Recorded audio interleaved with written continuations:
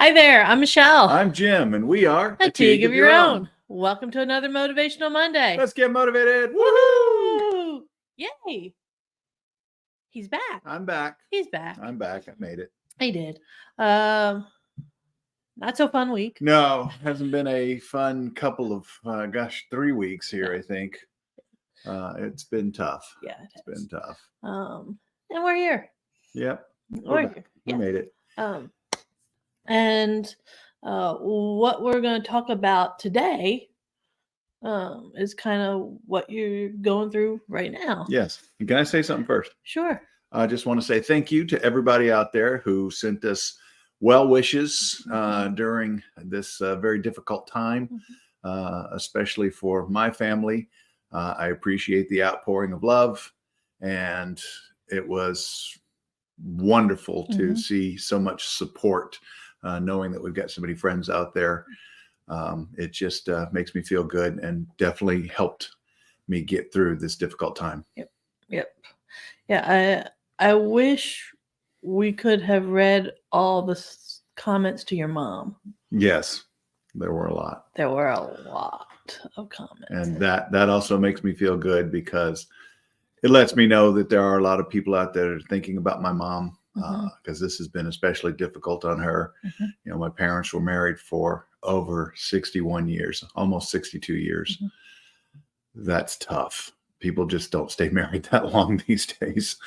And it has been a difficult transition for her. We're working to get her through this and to try to get her into the best situation for her that we can possibly find. And it's a process. It's a process. And based on a conversation I had with your mother last night, sounds like its process is going to go on for quite a while. Yes, it does. Yeah. But yeah.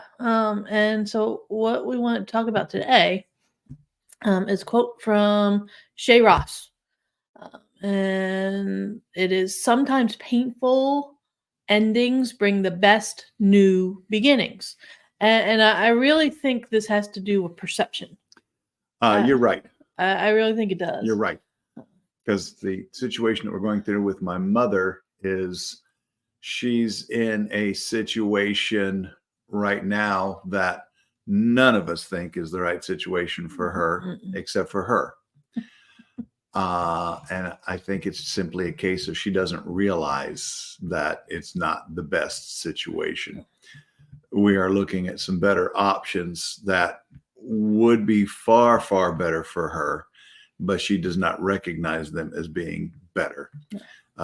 She recognizes them as something else. Yeah. Well, and just overall, in general, when you look at the different chapters and different adventures that you go through in life, eventually they come to an end. Yes. And you've got the saying, you know, when one door closes, another one opens, or a window opens, or whatever. And the reality is, when one section of your life comes to an end, it gives you the opportunities to look and see what else is out there. Right. And I know, I think it was interesting because that we came across this particular quote. One of my friends, somebody I used to work with many, many years ago, she recently posted that she got laid off from her job. And she wasn't sure how to feel, because when she was first at that job, she loved it. There was a great leadership team in place. Things went smoothly. It was a fabulous place to work. And then eventually some of those leaders left, and it wasn't so fabulous to work at. And so she hasn't really enjoyed being there for a while. And when she got laid off, she was just like, oh, I don't know if this is good or bad. And so now she's looking at it from the perspective of, this has given me an opportunity to go back and find something that's going to be a lot better for me, right, that I'm going to enjoy a whole lot more, as opposed to getting up every morning and dragging myself in and not wanting to be there. Now she can find something where that's not the case. Right. And I think for many of us, that's what happens when one thing ends. Instead of focusing on that, you need to look and see what else is out there. Right. And she's not doing that. She's No.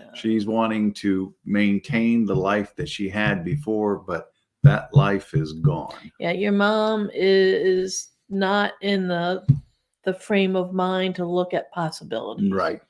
And She sees one possibility and it's staying right where she was. yeah. But I don't think she realizes without Pop there, it's never going to be the same. No. And so we are working towards getting her in the right frame of mind for what we know is, inevitable. Yeah. And trying to get her to embrace the idea that being around people her own age and having company and, being able to go and do things is a good thing. It is. I mean, I look at some of these places for seniors and I say, sign me up now. Looks pretty good. And it's interesting because I worked in senior living for several years. Even when I was working with Cavo, that was in the senior living industry, what we were doing there. Yeah, that's true. And so I've had the opportunity to go and see a lot of different communities, and you've got good communities out there. You got not so good communities out there. I mean, that's going to be the case with any organization. But the reality is for the people who are living there, more than likely, it's a whole lot better than what they would be if they weren't living there. Right. Because just about every person who's in senior living, especially if it's assisted living or memory care or personal care, they need help. Yeah. They need help with something. Right. And it's independent living, not so much. They just like the thought of basically being in a common space with other people their age and other people to hang out with. Right. Which, okay, there's something to be said about that. Which, that's something that we're looking at. Not independent living, but moving into a 55 plus community at some point, just because we'll be around people our own age. When we tell stories and jokes, we all get it and don't have to explain it all. And then we don't care who the latest pop stars are. We don't listen to that music. We stopped listening to new music 20 years ago. Oh, you did? Yes, I did. Every once in a while I hear something that catches my ear, but not very often. And there's something to be said for that, but it also means that there's got to be a change in order to make that happen. And there's also opportunities that come from these changes. For one thing, for us, Pop had been in failing health for a while. I'm not sure I understood the extent of it because they live in Georgia and I live in Pennsylvania. So I would only see them maybe a couple times each year. But my siblings, my siblings, I think they tried to explain it, but it's difficult. It's difficult until you see it. And so we all knew that at some point something was probably going to happen with Pop, and it did. So it was his annual bout with pneumonia, and this time it took off to a different direction. But now we don't have to worry about him. No, he is at peace, and so that frees us up from that element of things. And I know that's a weird thing, weird way to think of things, but there was this constant worry about, they were finding that sometimes he would somehow or another make his way to the ground, and then he couldn't get back up. It wasn't necessarily, I've fallen and I can't get back up, but it was doing something where he needed to get down on the ground. And once he got there, he couldn't get back up. And that's a pretty clear sign that the body is starting to go. And that was it for him. The mind was still sharp, but the body was going. And so, we no longer have to worry about him. We get ourselves into a position where we're not having to worry about Mom all the time. And now we're suddenly freed up from, an aspect of our lives that can take away from doing other things. And I realize none of this is good, No. but there can be a good that come out of it. Yeah. I mean, we can say that about every bad thing. There can be a good that can come out of it. Yeah, and the reality is, what happens, and I saw this when you work in senior living, what you recognize is what his family is going through right now. What you recognize is children are not allowed to be children. Even if they're adults, they're still not allowed. They're now put into this position where they are caring for their parents. Yep. And the reality is the dynamic works a whole lot better when you can still be children and they can still be parents. Yes. And somebody else takes care of them. Right. And that's what senior living does, is it gives you the opportunity to reclaim that role. And I wish more people would see that. No, I clearly see it.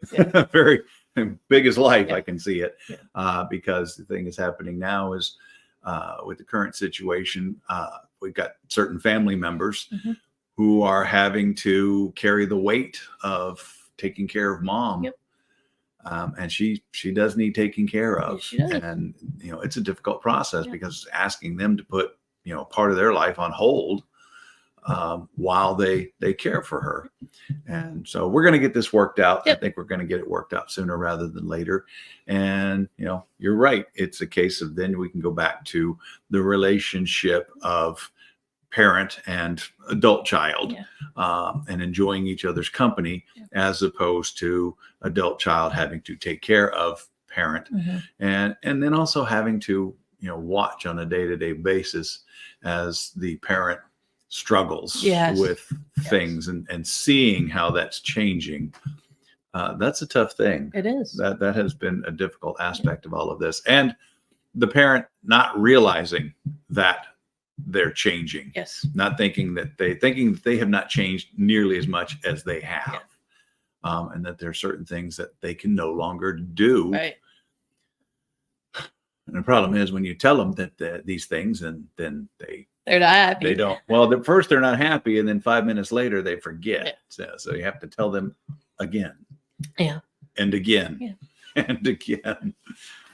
So it has been a difficult process for us, but we're going to get through it. The amazing thing was through this process, as the oldest child, I had to definitely take all of these leadership skills that I have been learning and teaching and applying and put that on hyperdrive over the last few weeks. I've had to make more decisions and make them quickly than in the last 3 weeks than I think I have in the last 3 years. And one of the signs of a good leader is that they can make decisions. Yes. And they can gather together the information that they need and make the decision based on the information that they have and what's best for the people and for the organization. And so that's one of the things that you've been able to do. Yes, I have. Over the past couple of weeks. One of the other things is, like I said, it all when it comes to one part ending and something else beginning, is it depends on the perception that you have.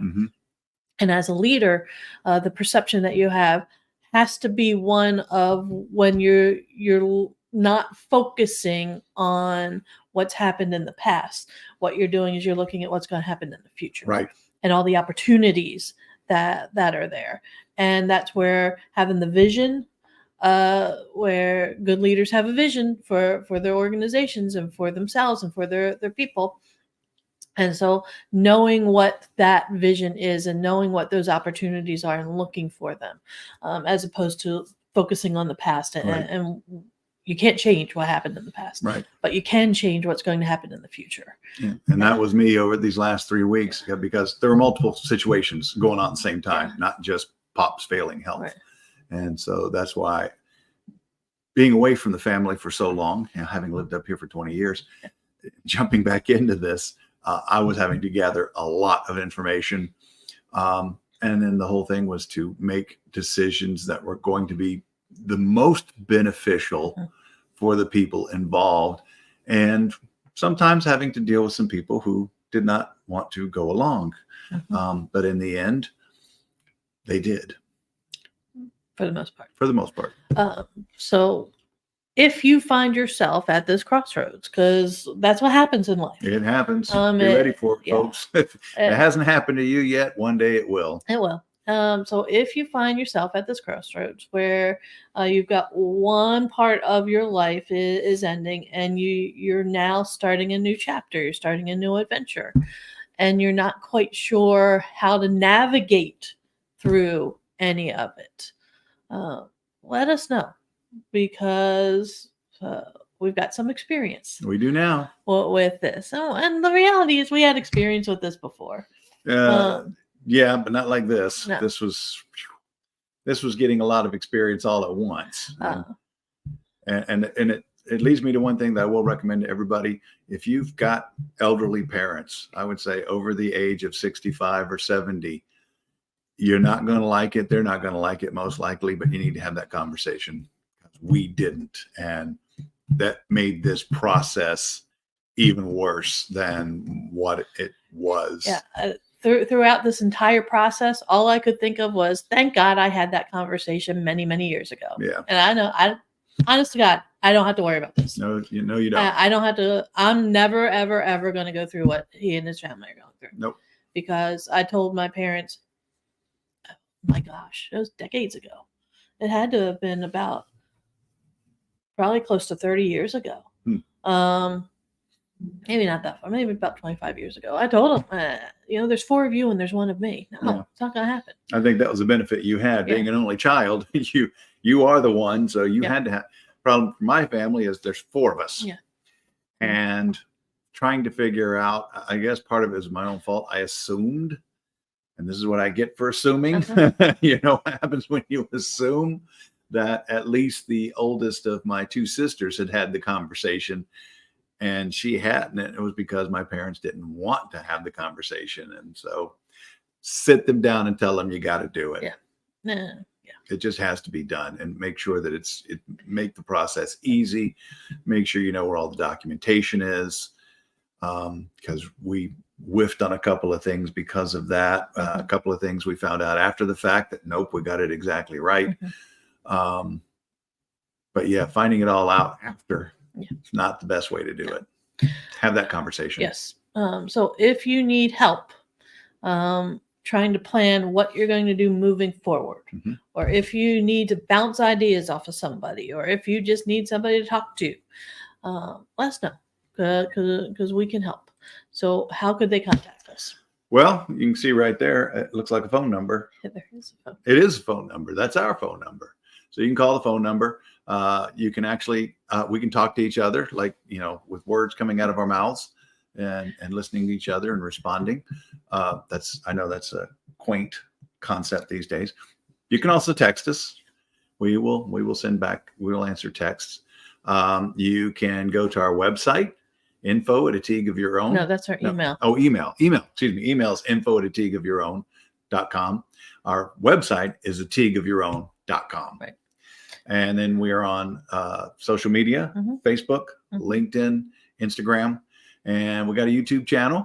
All of these videos are there on that YouTube channel. We would love it if you would go there and like and subscribe.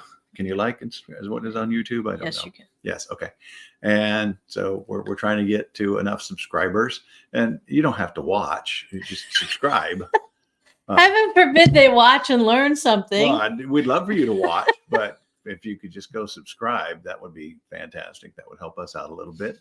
And we always appreciate the help. And yes, we do. This is how we can continue to do what we do, is by having that help. Yes. So go out there. Let us know. Let us know your thoughts. Let us know if you have, you need some help navigating into the next new chapter or the next new adventure of your life. We are here to help you. Other than that, have a great week, everyone. We will see you next Monday. Bye. Bye.